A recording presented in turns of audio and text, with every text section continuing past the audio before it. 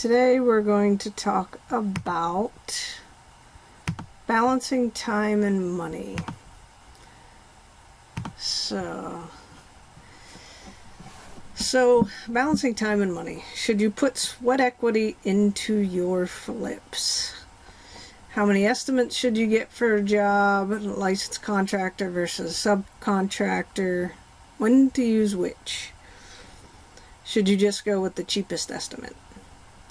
So balancing time and money is something that I learned, I don't want to say the hard way, but when I first started out real estate investing, I put a lot more sweat equity and time into my flips than I do now.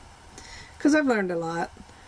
Not that you can't put a lot of time and sweat equity into your flips, but it's just a balance. You have to balance. For example, demo. A lot of times we budget how much time and money it's going to take for someone to do demo. And then we're like, well, we could take that demo cost out of our budget if we just go in and do it ourselves. Well, what you don't realize is how long it takes to demo something. So I'm going to get into that in a minute, but let's continue here.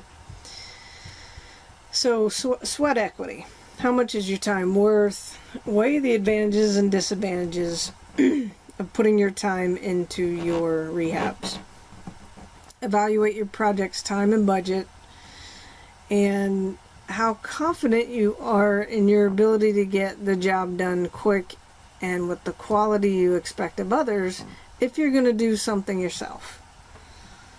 So along with demo, you think you can go in and just for the weekend, we'll go over and just do all the demo on a Saturday or Sunday on a weekend and be done with it.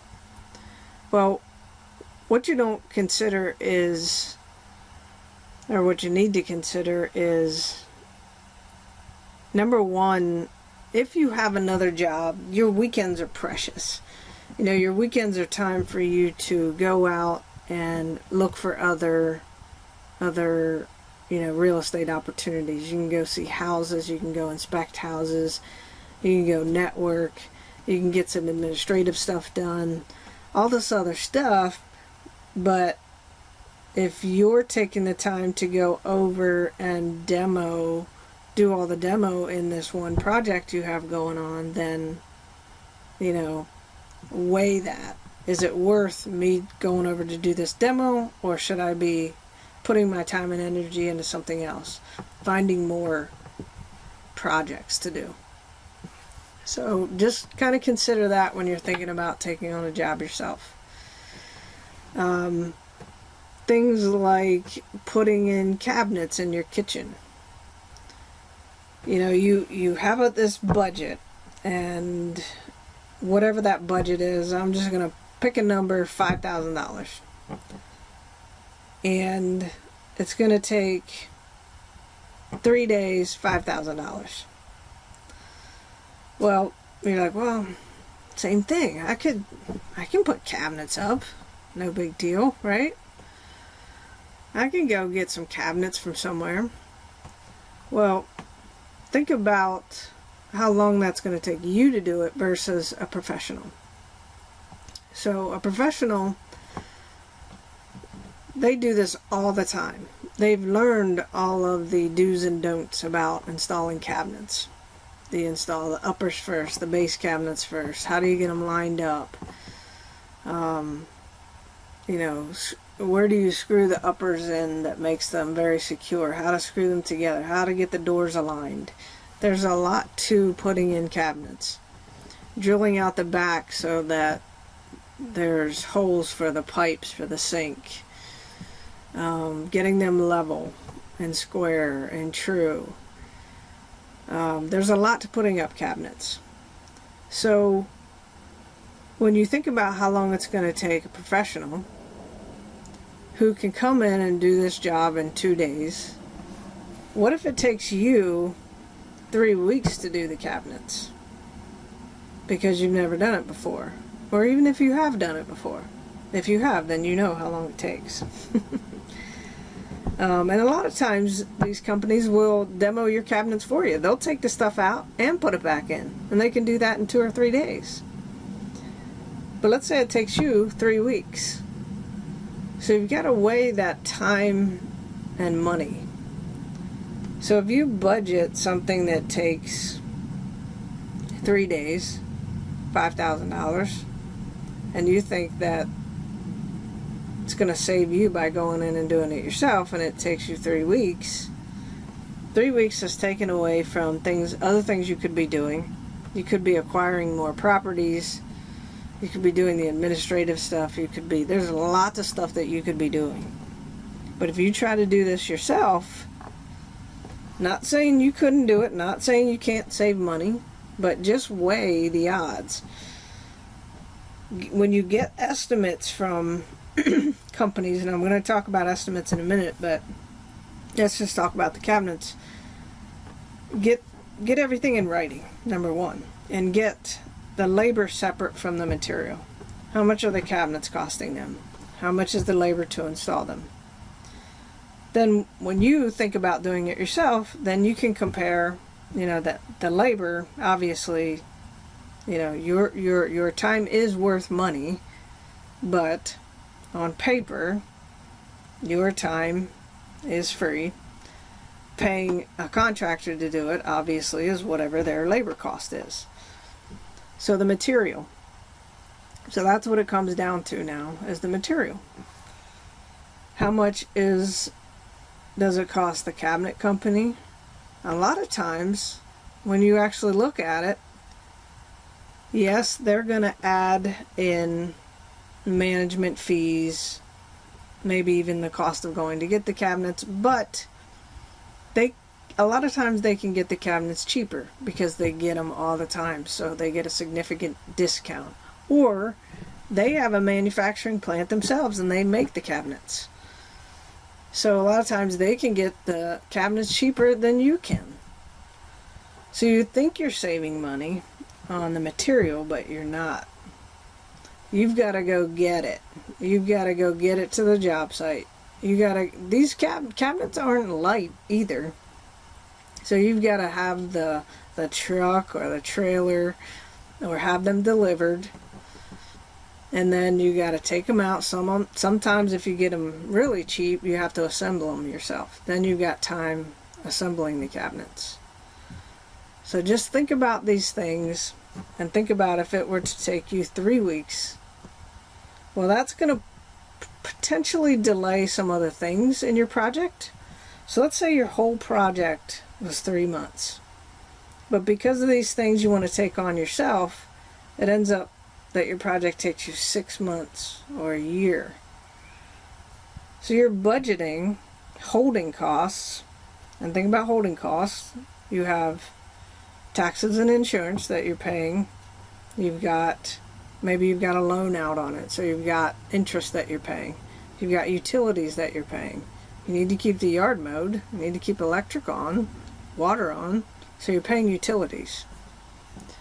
So if you think about the holding cost for 3 months versus 6 months to a year, when you start adding time to your project, you're adding money to your project.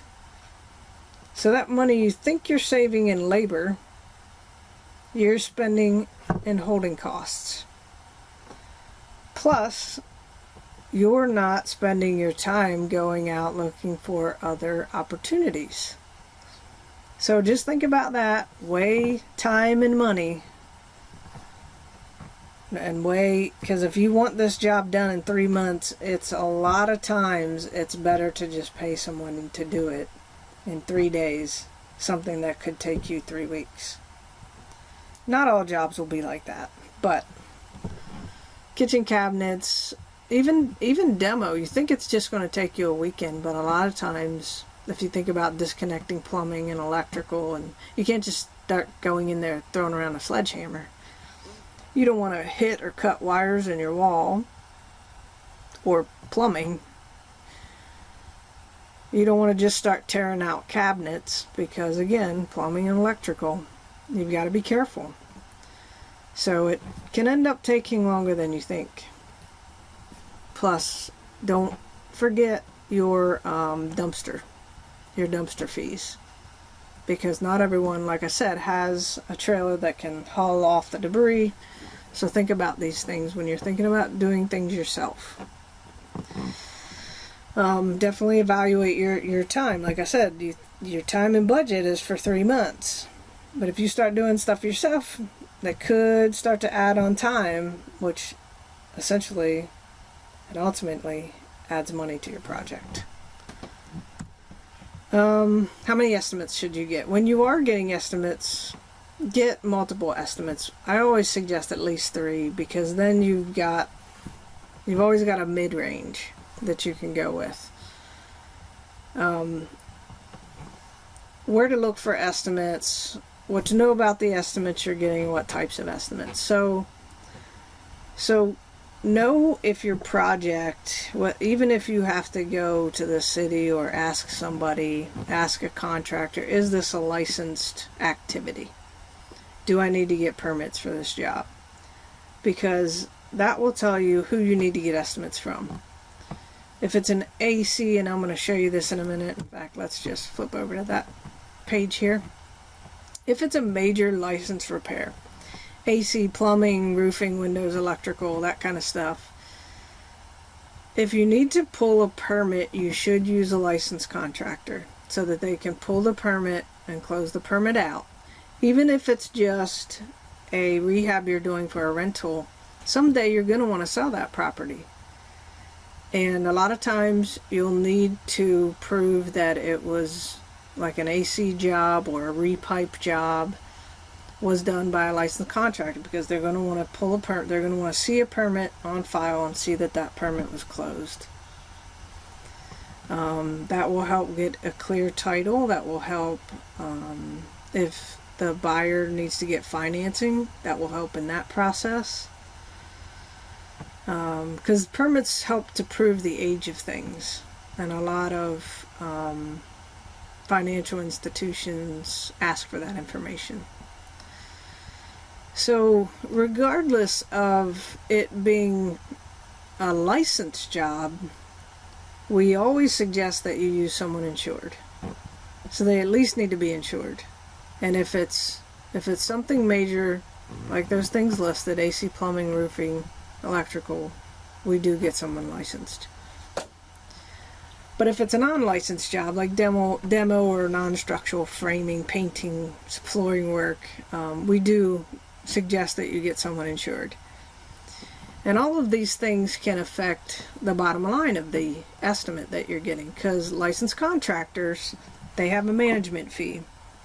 So when you're getting estimates and you want to get estimates from licensed contractors versus handyman, if you get estimates from both, make sure that they're detailed enough so that, like if you get an estimate from a licensed contractor, hopefully you can see a line on there. And a lot of times you can't, but you can ask for it.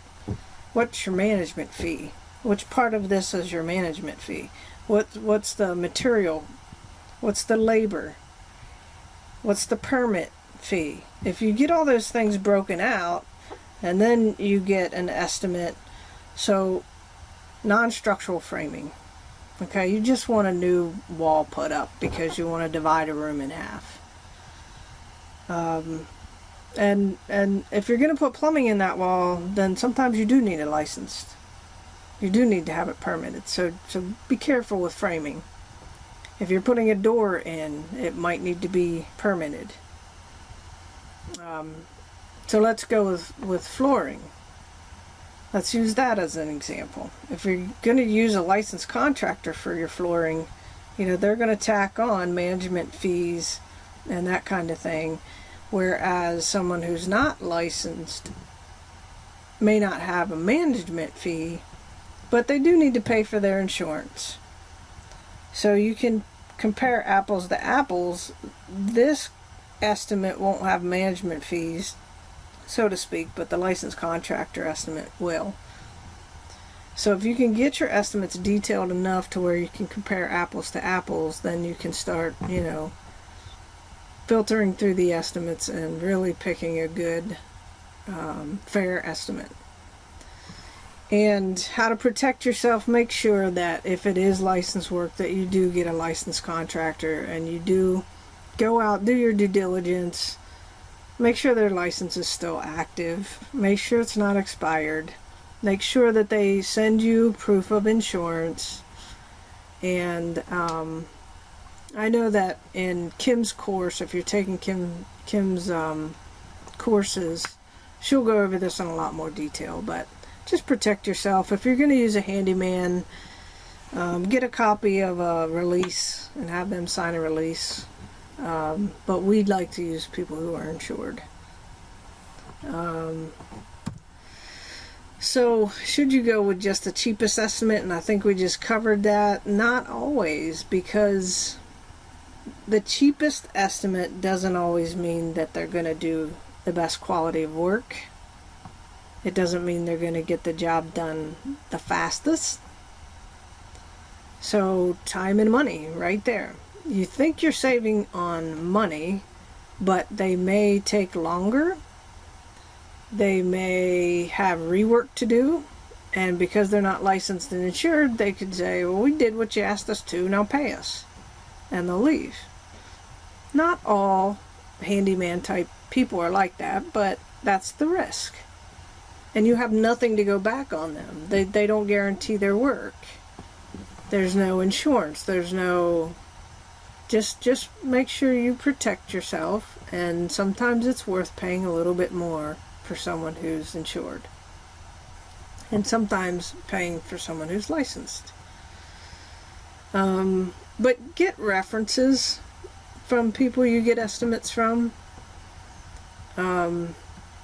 Look at time frame. Have their estimates include when they can start, because they may give you an estimate, but if they don't tell you what their lead time is, meaning when they can start, it could be, oh well, I didn't know you wanted to start right away. We can't start for 6 months. So there you go. That's going to affect your bottom line. Make sure you get when they can start and when they can complete it. Like I said, get references. If you can, get some pictures. Talk to people who have used them before. And I have on here, are you rehabbing for a rental or a retail flip? There's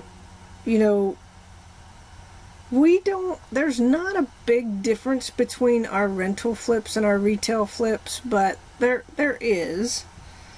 Our rental flips, we know that people are going to come in and they're going to, scuff the baseboards. They're going to damage the paint. They may come in and repaint. A lot of times renters will come in and say, we don't like this blah color. Can we repaint it? And so, we may not replace all the baseboards in a rental, but a retail flip, we probably will replace baseboards. That's just one example, but a retail flip, we normally spend a little bit more money than we do a rental flip. And sometimes we'll go in and do this stuff ourselves on a rental if it's just a really small job. So, bottom line, balance your time and money. But the goal is to provide your end buyer or renter a good quality product. Keep your project on time and within budget, because they both affect the other. I hope this was helpful, and if you have any questions at all, hit us up on Facebook. I encourage you to hit Kim up, take her courses. She's got a lot of good information and can cover this stuff in a lot more detail. I hope this was helpful. Thanks.